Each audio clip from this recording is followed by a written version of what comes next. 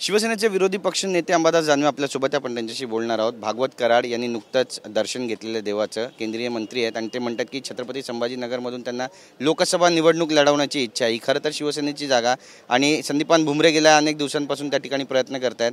जागा ज्या आहेत त्या आता हळूहळू कट होत चालल्यात शिवसेनेच्या वाटेच्या असं म्हणावं। मग ते जे आमच्यातून गेलेले गद्दार लोक आहे ना, यांना असंच भारतीय जनता पार्टीच्या मागे फिरावं लागणार आहे। शेपूट धरत धरत धरत धरत त्यांची गुलामी त्यांना पत्करावी लागणार आहे ना। आता पत्करलेलीच आहे, आणखी काही दिवसानं बघा वेठबिगारी करावं लागेल त्यांना।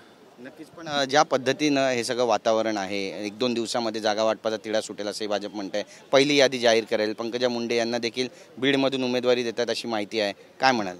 नाही, काय म्हणतात, भारतीय जनता पार्टीचा अंतर्गत विषय तो कोणाला उमेदवारी देणं, काय देणं, कोणती पहिली यादी, दुसरी यादी, एकत्र यादी, हा त्यांचा अंतर्गत पक्षाचा विषय।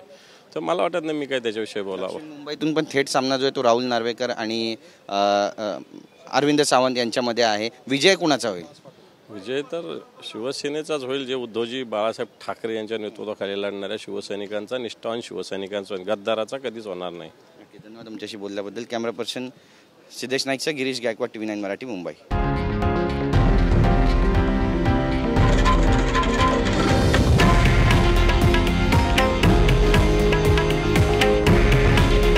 हे आहे देशातील नंबर 1 न्यूज नेटवर्क आणि आपण पाहत आहात TV9 मराठी।